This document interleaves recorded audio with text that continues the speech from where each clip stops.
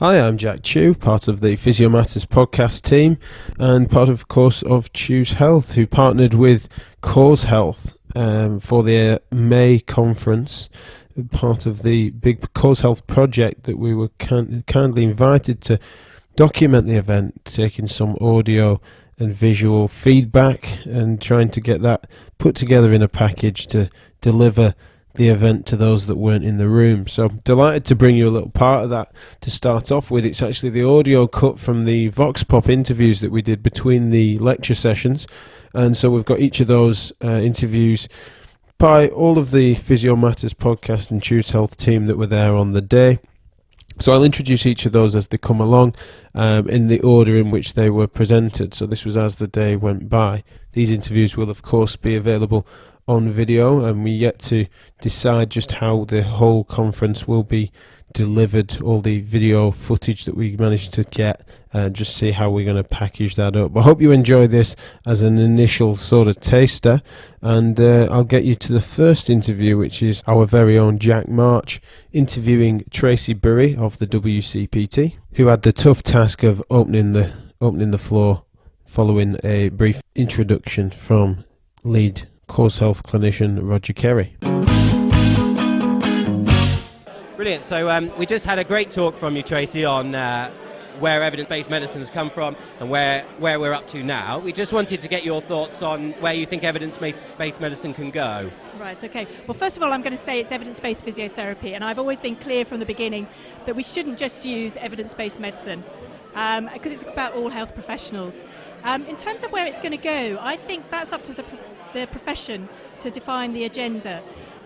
Research generation has often been driven by individual physiotherapists' areas of expertise, their own questions, and I think we're getting better now at getting practice-driven research.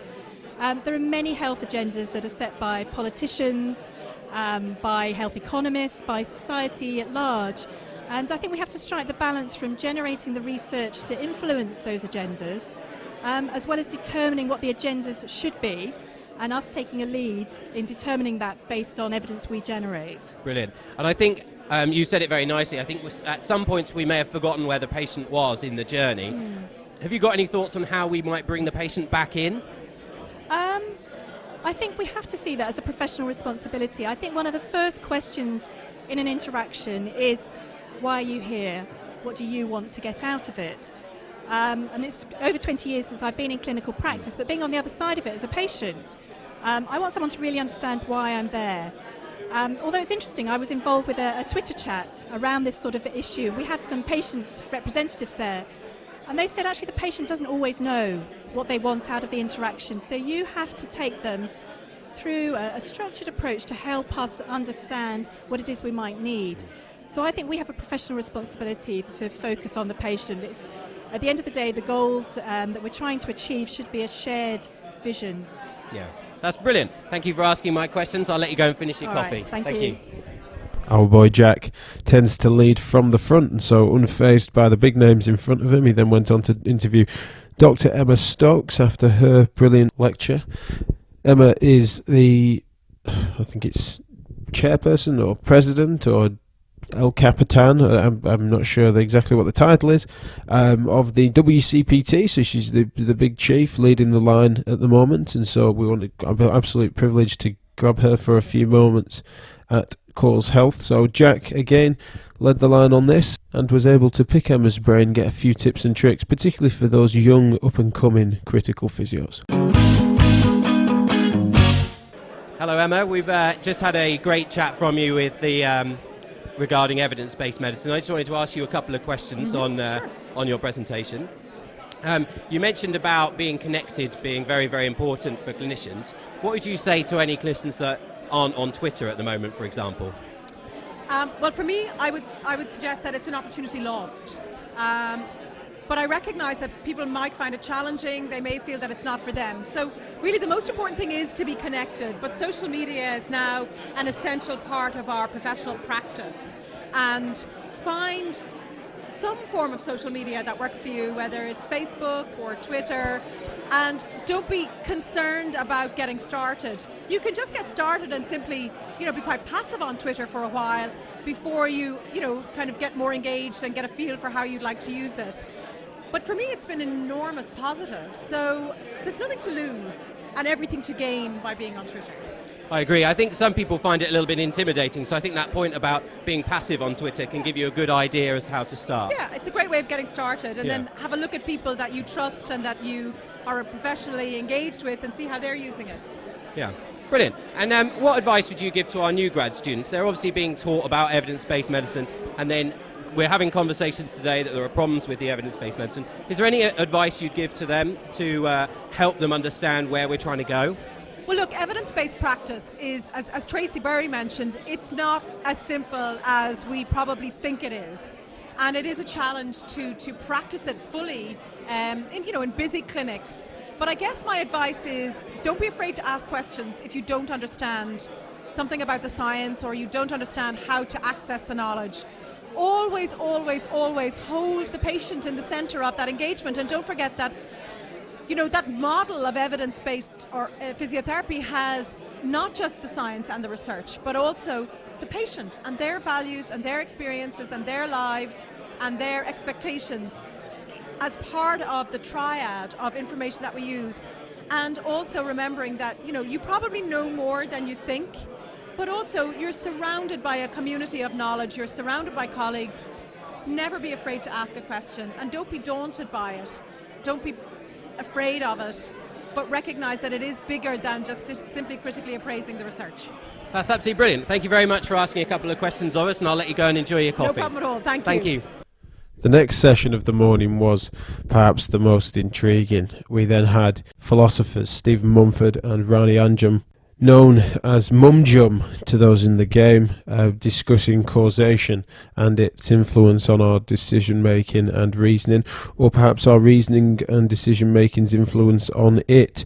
Very deep, very meaningful, very important, and the task after the talks to interview them had to fall to someone far smarter than me. So Jack had managed to break the ice, and then we delved Rob Tyer into the firing line. So Rob interviews Stephen, and swiftly following, I'll push you straight into Rani's interview too. So we've just finished with Stephen Mumford, who's done a lovely talk on the philosophy behind causality. Just got a few questions. Sure, no problem. The first one I thought, considering we're in a room full of physios, or predominantly physios, do you find physios difficult to engage in terms of talking about philosophy versus evidence-based practice? Are the concepts something that you find that we use quite confidently or not? No, I've found it really easy to engage with physiotherapists. So I think that's been a really pleasant surprise. I mean, the sense that we've got on the project, we very quickly started feeling that people were really wanting this stuff. So sometimes philosophers have a chip on their shoulder and think that they don't get enough funding, people don't listen to them enough. But what we found with physiotherapists, that they saw the importance of what we were talking about straight away, and a lot of people have come up to us and said, yeah, we've been thinking about this for 10 years or so, and we're so glad that someone's bringing a philosophical dimension to the discussion. So you're right that there can be challenges in that we often use a different vocabulary. But I think we're all intelligent people, and it's just a matter of explaining exactly what we mean when we use a term like ontology or epistemology. Many people already do understand these terms, but they're fairly simple ideas to put across. You can explain what's meant by ontology without using that word. So I think it's just a question of making sure the dialogue works. That's great. I was always concerned that people who use the label as an evidence-based practitioner or a philosopher would maybe be using that as a means to shut down conversation and put barriers up so that we don't have an open dialogue. But certainly that doesn't seem to be the case today. There's been some really open discussion in the questions. Did you feel like there should have been some more questions in the open forum? Did you think that they were valid questions? Well, I think we're still early in the day, and I think a discussion like this needs time to warm up. People are going to be thinking more. But going back to your first point, I agree that there is potentially something harmful when only one form of evidence is considered to be scientific. So I think that may be the sort of thing you're getting at when you say it can shut down the debate. So one of the ideas behind the Cause Health project is that we be more pluralistic about forms of evidence. So we're not saying that randomised controlled trials are not a good form of evidence. They often are a very good form of evidence. But a danger is if it shuts down the debate and equates that with science and says anything else is non-scientific. So we do want to open up that discussion and consider plural forms of evidence, plural methods in science. So one of the things we've been working on is a position that we would call methodological pluralism. And this is a philosophy of science that accepts a wider variety of forms of evidence. So where does that end, do you think? So I labelled this question as trying to be clever. Which came first, the philosophy or the science? And, you know, is current methods of empirical research equipped to deal with the concepts that philosophy brings to the table? And then, if it is, does that not raise more philosophical questions, and does it not then become cyclic?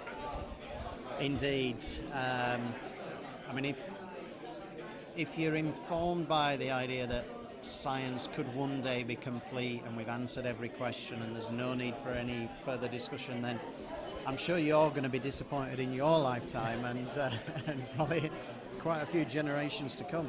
No, I see human knowledge as it's an ongoing process. It's like we need scientific theories to make stuff happen, but the theory's constantly undergoing repair and development. So there's this old metaphor of trying to stay afloat on a boat while you're repairing the planks as you go along, right? And there's leaks coming in and you're having to patch them up. And I think in that process of knowledge development, it really helps if you have philosophy and science working together. So one is very abstract and theoretical, the other is more concrete, but I think that a complete understanding of the world has got to be both abstract and concrete. It's got to be theoretical and applied. So there are, occasionally you hear some people who think that you don't need philosophy or you don't need science at all. Stephen Hawking has sometimes said derogatory things about philosophy, for instance. But I really don't want any animosity between these two approaches, because I really think that a full account of reality needs them both. It's interesting because there seems to be a common theme for the metaphors that I use. They seem to surround water, and you brought something up that was really interesting in the talk about the water molecule having a different function than the component parts of hydrogen and oxygen. Yes. And I thought to myself, as a clinician, does it really matter that I understand the fundamental principles between hydrogen and oxygen, or is it more important that I understand that water puts out fire? Indeed. So in a way it doesn't matter. So one other thing I talked about when I was introducing that discussion, there is a view which some people think is the genuinely scientific view, that everything is reducible to physics, and if you just understand where all the fundamental particles are and you know the laws of nature, then you can predict where a person's going to be in 10 minutes. Now, for a start, that's completely impractical, but another point is that we have a perfectly good theory for predicting where people are going to be in 10 minutes.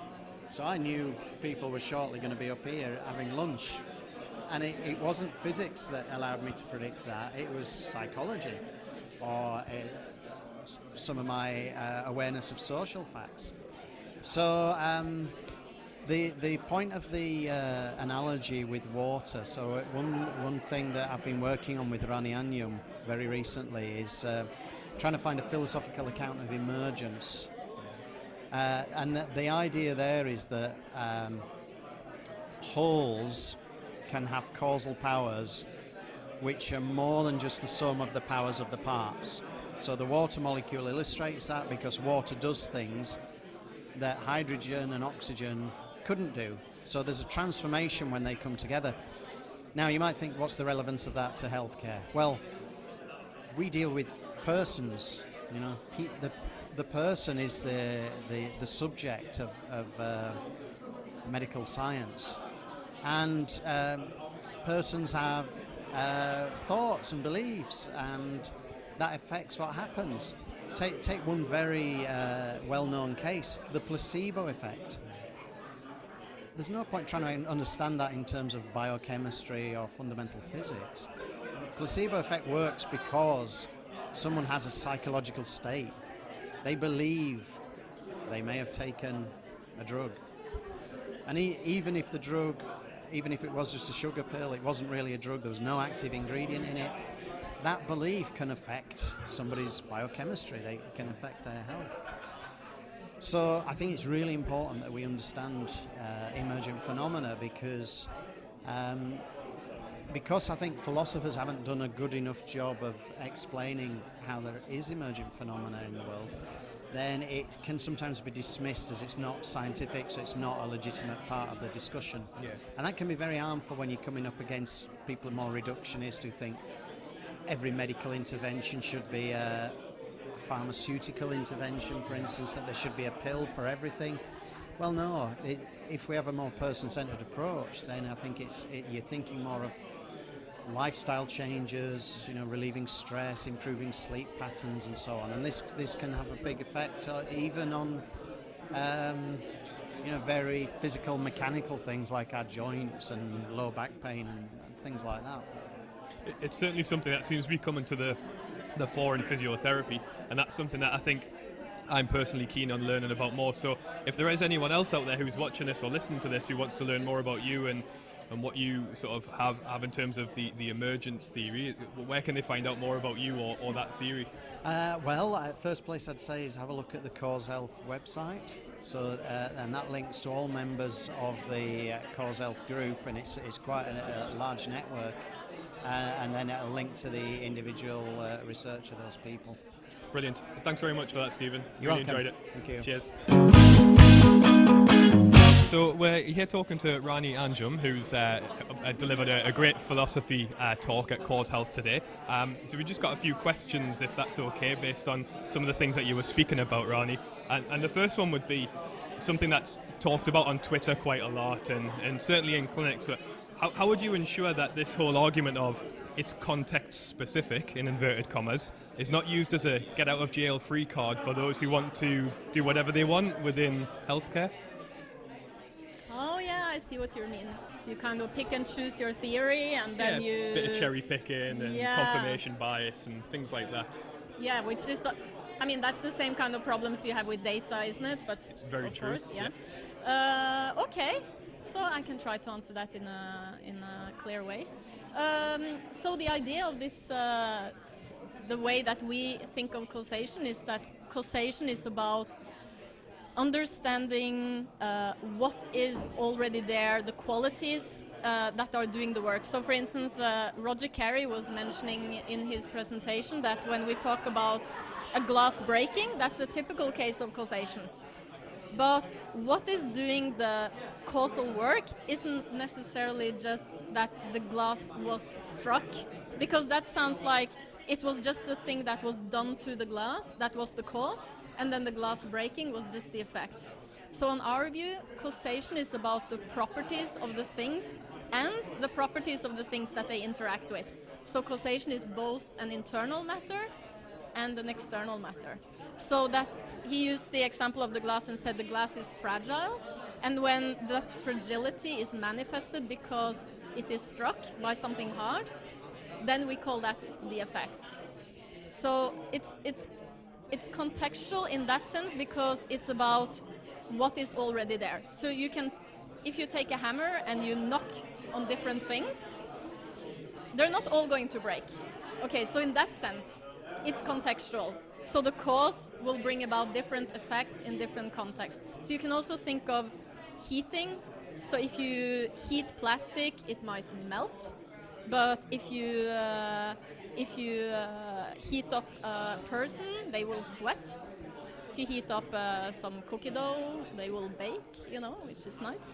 And other things like metal would expand.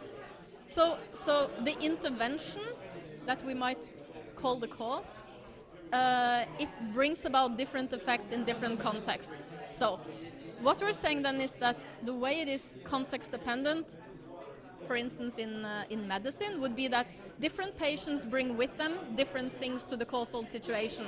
So if you have like a standardized intervention, and you say this intervention I'm going to use on everyone because statistically and on average and ideally it's going to bring about this effect on everyone. Yeah. Okay, and in reality you know that, well, maybe not pregnant women, maybe not old and sick people, maybe not if you're in this kind of medication, maybe not if you have some allergy or if you have a mutation, you know. So it's not saying that you can do whatever to whatever, it's more about finding out more about the patient and their context, so what they bring to the causal situation. So if you hear that, for instance, someone has an allergy or someone has been through an intervention before that was damaging or hurting them, then you wouldn't want to do maybe the standardized intervention. So if we think that it's more scientific to do the same to everyone, you know, that would work if everyone was the same, because then you have same cause, same effect. But if you say that the patient brings with them maybe most of the causes, most of the causally relevant factors to the situation, and the intervention is just like one extra thing that is added, then you might want to think differently about, I mean, same cause. When do you ever have that? Yeah. You wouldn't even have the same sets of causes. So do you see that being a place for more case studies or longitudinal case series-based research, as opposed to the sort of numerical data churning of randomized control trial and systematic reviews? Do you see that? Do you have a particular preference on where that should sit on the hierarchy of evidence? Yeah, so I would say that when you use statistical data, it indicates where it could be interesting to look for causation. But the statistical data alone are never going to give you causation on a silver plate. I mean, so we know that some of the most robust correlations we could possibly find they are not causation. So for instance, we know that there's an almost 100% correlation between the margarine consumption in America and the divorce rate in Maine. It's 99.97% correlated, but we don't think it's causation. No. But the birth control pill, it gives thrombosis, it causes thrombosis in 1 in 1,000 women, but we still think that that's a cause. So it's not like the statistics itself is like giving you anything. And it's the significance of the outcome as well that sort of drives that. So the risk of having something like a stroke from a birth control pill is quite a significant. Yeah, so I mean, because if you look at when you don't have it versus when you have it, then you can see that it's some kind of consistency in more people getting thrombosis. But yeah, I just think that sometimes in the evidence-based hierarchy, it seems like the causal mechanism to understand how and why causes bring about their effects is not considered very important. And then one would use examples such as, well, you know, we know that smoking causes cancer, but we didn't know why when we discovered it. We discovered it through statistics. But if we take the same for medical interventions, and we say, for instance, all I'm going to check is whether this drug works, and then you try to positively confirm it many, many, many times, then you might look at short-term effects and see that it works, but you don't know how it interacts with the body and what it might do to you long-term. So if it turns out it has some damaging side effects, it destroys your lungs long-term, you know, maybe you don't want to have that headache cured short-term, you know, in that way.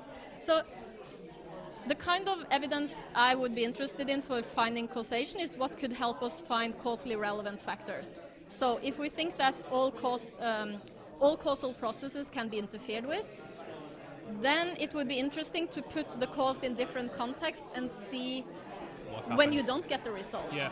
Because then so we call it understanding causation by way of failure. So if you think of a light switch, you can switch it and then the light comes on, and you can do it 100,000 times, and you can think this has taught you that this light switch is causing the light to come on. I mean, what have you actually learned? What have you actually learned about how it does so? Yeah. So if it doesn't turn on the more important information is, well, why hasn't it turned Yeah. on? So if it doesn't turn on the light, then maybe you can check what's going on here, and you might look at the wire that comes down. You might look at the socket. Maybe there's a short circuit. There could be different things. Maybe the light bulb is black, or maybe it's broken, and then you learn about all these things are actually causally relevant for this and that. So once you can, for instance, see that in these contexts you don't get the effect even when you have the intervention, that's where you should really look. It's not a negative result, it's actually a very important. It could be an important result. Yeah. So we have on the project, we have one pharmacologist, Elena Rocca, and she is interested in side effect studies being made more available, and also negative results in pharmacology. Yeah. And we also have a philosopher, Samantha Copeland, who works on serendipity.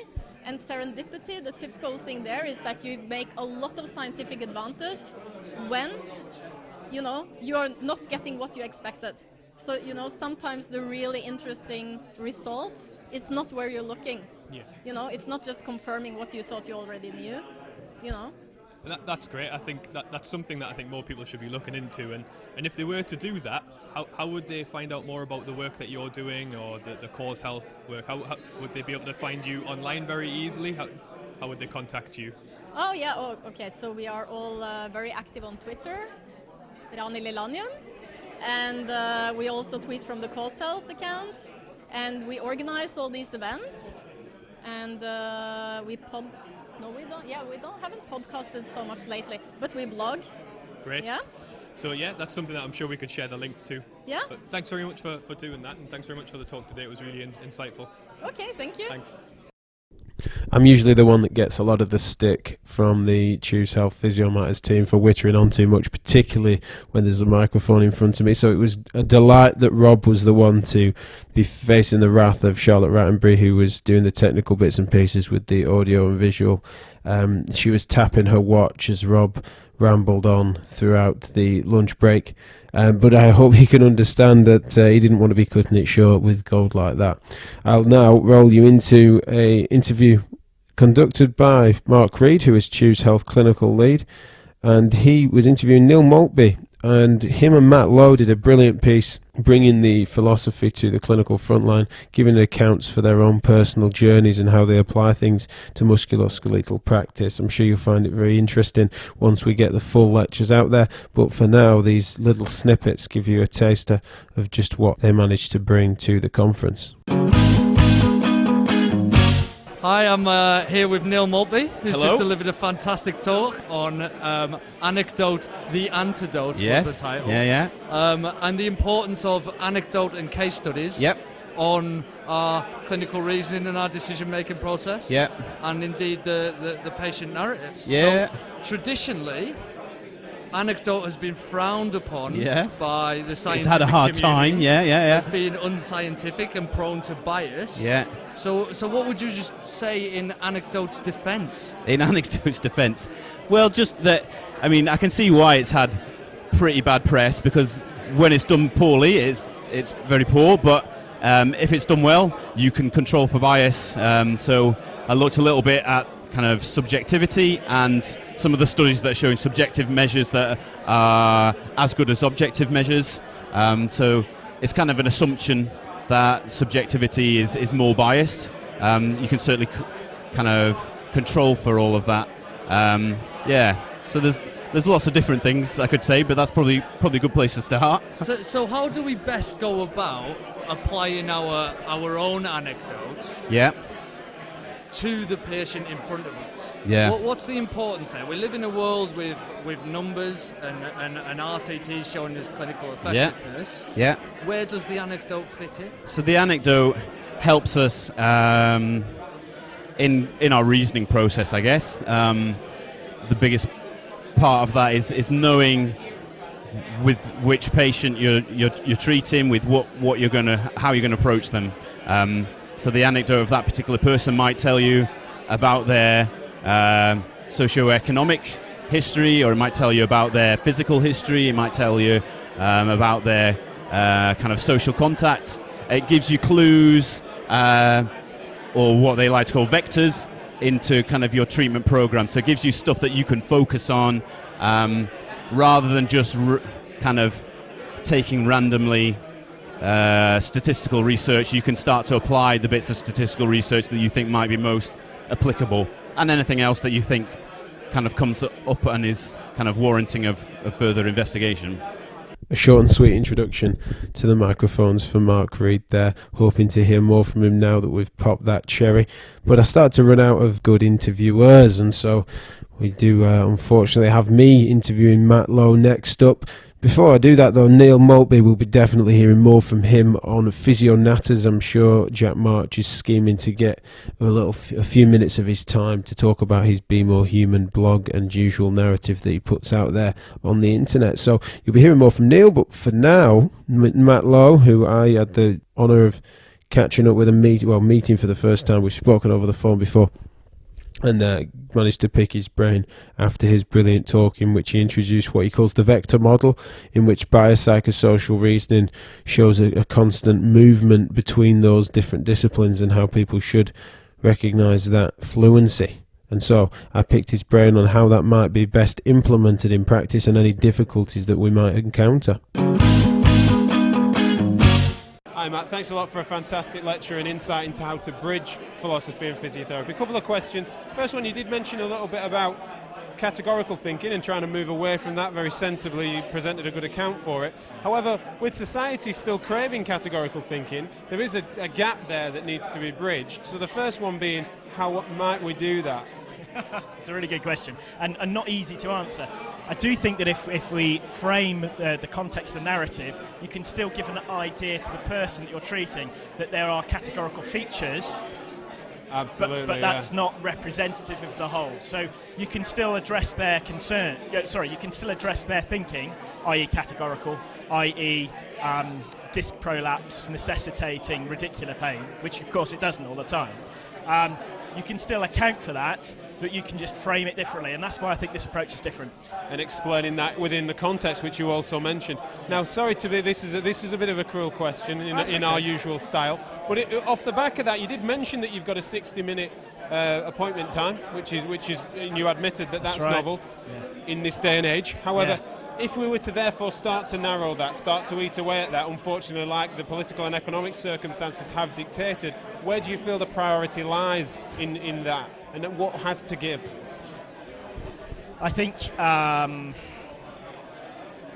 you're going to struggle doing the approach that I've described in less time. So therefore, I think we've got to think about what are our priorities with somebody who's got an ever-increasing social economic burden on our society, who's using lots of healthcare resources, and ways in which we engage with that person actually long-term to reduce that burden. So we invest to save.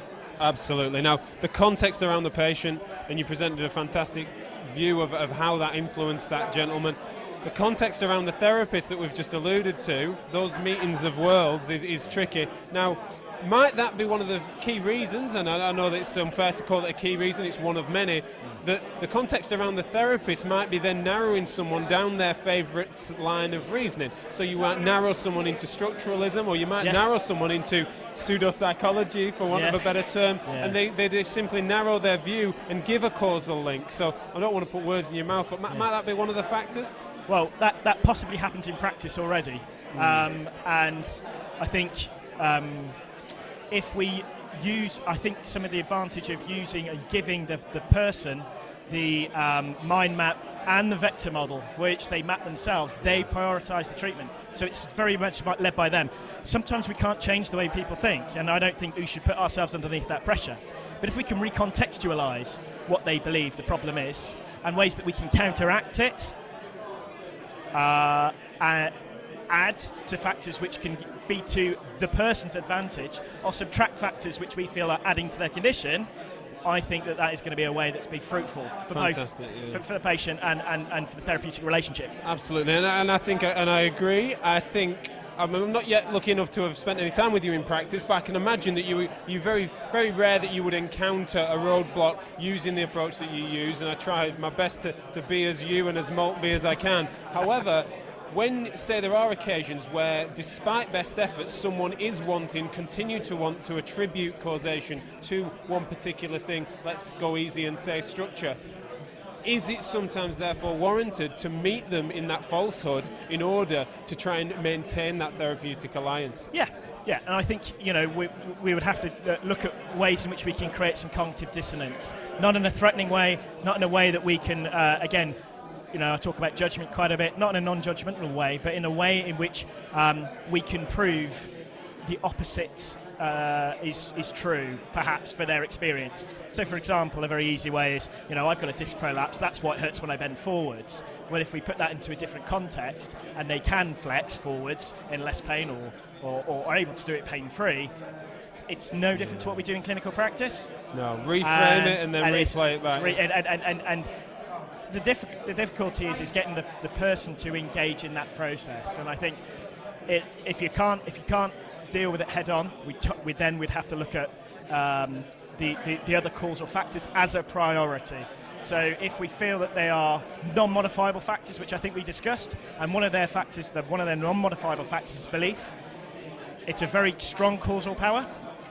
So in the model that I use to describe causal factors driving context from a top-down versus a bottom-up model, it's going to be a challenge, but we have to work around it. And therefore, I would suggest using different factors and identify the things that we think are modifiable for them. And sometimes it's contextual in terms of time. So that person may not be ready to engage or change. Yeah. That's okay. It's patient-led. Absolutely. They're dictating the pace as well as everything else. Absolutely. Thank you very much for your time. No worries. Cheers. I wish I'd have had time and chance to pick Matt's brain for hours, and I'm sure we'll be hearing more from him. And please do have a little look at the end. At the end of this clip, I'll summarise all the Twitter handles and things like that, and access points for you to read and hear more from these guys, because it is phenomenal work. And before I do, though, let's feed you into what was another brilliant lecture. I think this one's slightly out of sync because we waited till the end. I've got Danni Smart, who's been involved in Physio Matters and Choose Health for a number of years now, and phenomenal thinker, interviewing Fiona Moffatt. And Fiona brought sociology to the forefront of the discussion at Course Health, using a wonderful mix of words that I had to Google almost non-stop when I was in the room. Fortunately, Danni grasped hold of what she was getting at better than I did, and really helped us out by just putting a few questions to Fiona at the end of the day, just ahead of us wrapping things up with Roger Kerry. So I'll put you over to Danni and Fiona on sociology. Fiona, thanks for spending a few minutes with us at the end of today's conference. That's a pleasure. Now, you spoke today on the ideological critique of evidence-based physiotherapy, okay, and it was very much patient-focused. Yeah. Now, in terms of social science, do you think the average clinician would value from a greater understanding of social science?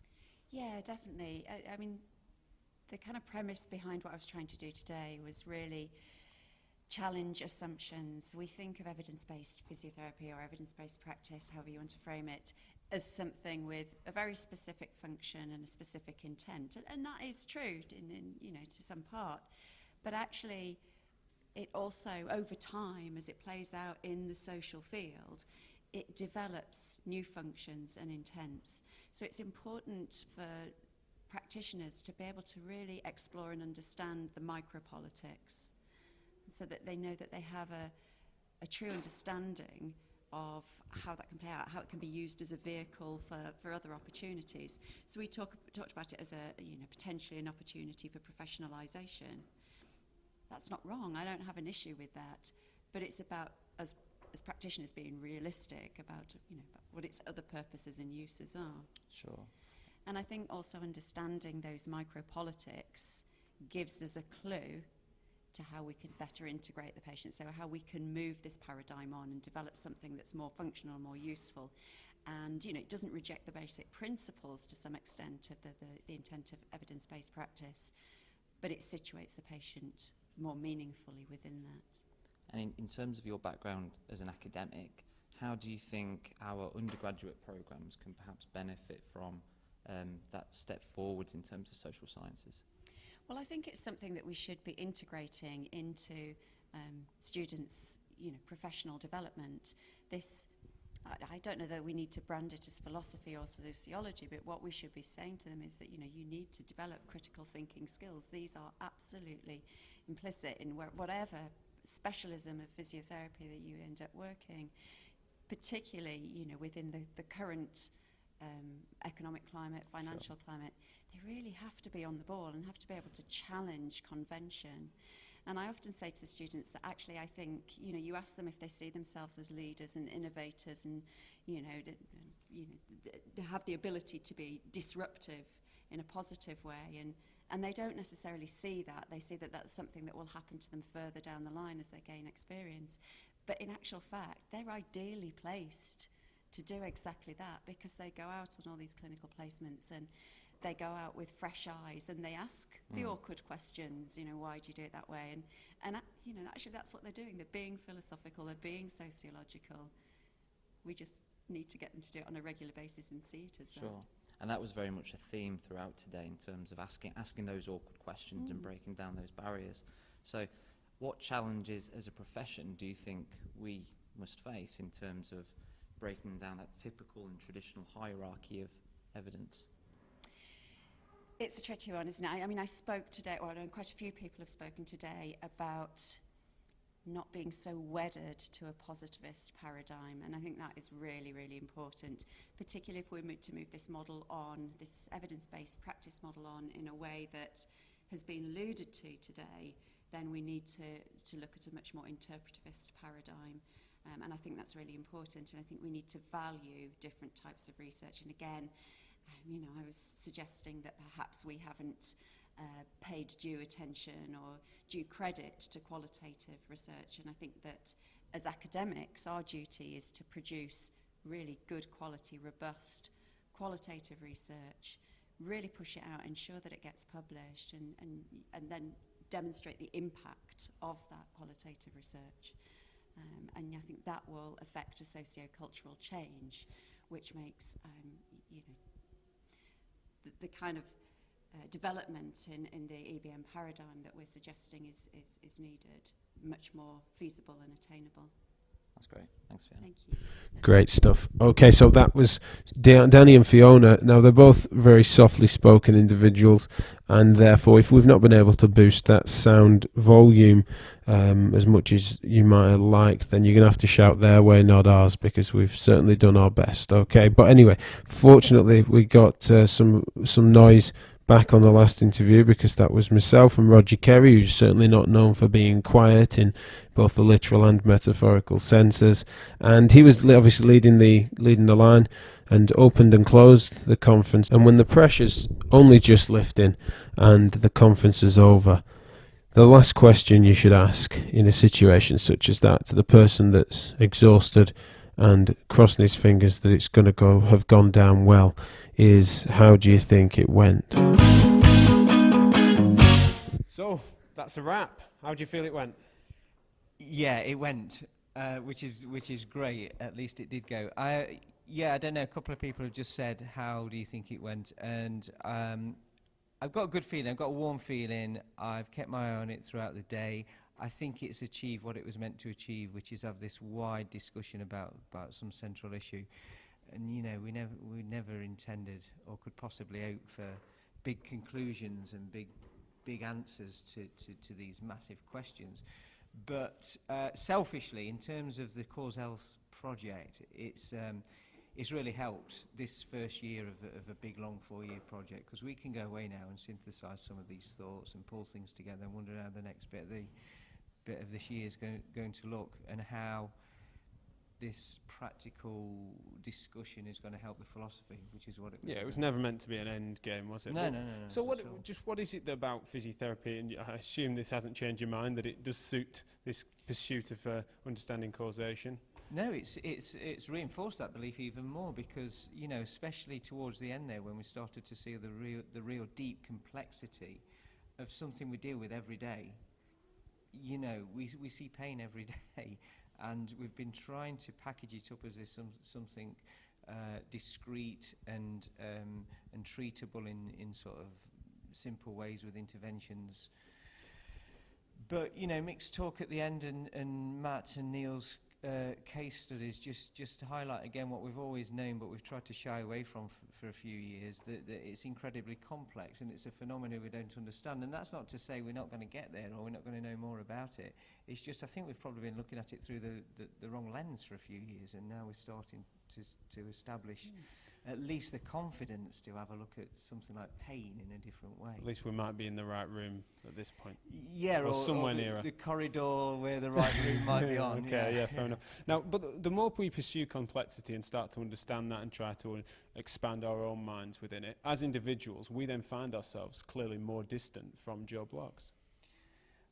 Yeah, well, this is that's something very real, but it's something not to stop the investigation. In fact, it's something that's embraced as part of this. Part of this whole complex philosophical project is where does that space that Fiona was talking about earlier, what that relationship between the science and the individual and the complexity in the individual. How is that filled? How is it approached? So, yeah, again, no answers. I'm not helping much here. But no, I wasn't asking for answers, but no, I just meaning that how can we maybe translate some of this extra knowledge that we're seeming to gather to, as I said, Joe Bloggs, to try and mean that we marry those things up with us and society being intertwined. Again, it's complex. We'll get there and we'll work out methods. But I think the question from the audience was revealing about what somebody said. This looks like a lot of what we already do with patients, and in some ways that's what this philosophy is doing. It's just providing a better theory to what we already do. But I think once we've got that, then we can say, okay, because we've now got a new theory to explain what we do, that theory is also going to help us move on a bit, because we can now see new things. And I think, going back to Stephen's talk, I think now, if you think as pain as a truly emergent phenomena, that's developed it's emerged from the bio, the psycho, and the social, but now it's got a life of its own. It's no longer biopsychosocial. It's pain, of course, and we try and treat the biopsychosocial, but it's no longer attached to those. Yeah, those and things. It was a really good question that came from it, saying this sounds a lot like what we do. Is that part of the problem, that it is for those in the room, and we need to reach those out of the room, in which it might not be quite as tangibly similar? Yeah, you set up a conference and call it for critical thinking physiotherapy. You're going to get a skewed audience who are probably doing the best they can and working in a collaborative interpretive paradigm, which is very close to what we're talking about. So it was a valid and true question. But how we reach out to anybody else who doesn't come to a conference on critical thinking is another challenge. Well, that's for us to do. We'll push it out as far as we can, but thanks for organising it. Nice one. Cheers. Thanks for coming. Thanks, Jack. Cheers. I suppose we all flirt with Facebook now and again, but Twitter's where it's at when it comes to debating and discussing these things. So a few must follows if you're interested in hearing more from these guys, and also keeping an eye on when we start drip feeding these videos. They're going to be particularly interesting, so we'll do them as clips and as a whole host of lectures. So at Roger Kerry 1, at Tracy J Berry, at EK Stokes, at SD Mumford, at oh god, this one's tricky, Rani, so RANILLANJUM,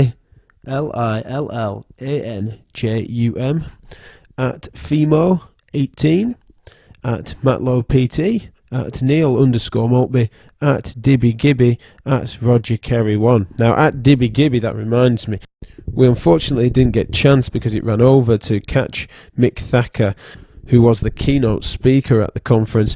Me and Mick have caught up over the phone, putting a Physio Matters podcast together, much through public demand, really. And so I know when I get a chance to record that with him, I will grab a clip about Cause Health with him and put this onto the back of this little mini merged podcast, wherever it might end up. So don't worry, I'll get his thoughts on that as soon as I get a chance to. But otherwise, thank you very much for listening. I'm Jack Chew at Chews_Health, and huge thanks as ever to the incredible Physio Matters and Choose Health team: Jack March, Rob Tyer, Mark Reid, Danni Smart, Charlotte Rattenbury.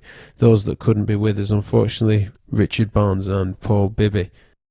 I've just listened to that back. It does sound a bit like they've died. They are alive. They just couldn't come to Cause Health. Thought I'd clarify that just before people started sending flowers. Key to remember, this is the first bit that we're putting out from Cause Health, and it's the first of only one project that we've covered of theirs. So there's certainly lots more material that we're going to share with you across YouTube. We're going to put a big piece together, as we've been constantly alluding to, but also really looking forward to seeing how the project develops. Please follow that across Twitter and the Cause Health blog. But we might as well wrap this one up. You've been listening to a side project, a snippet, some sound bites of the Physio Matters podcast, discussing Physio Matters because physio matters.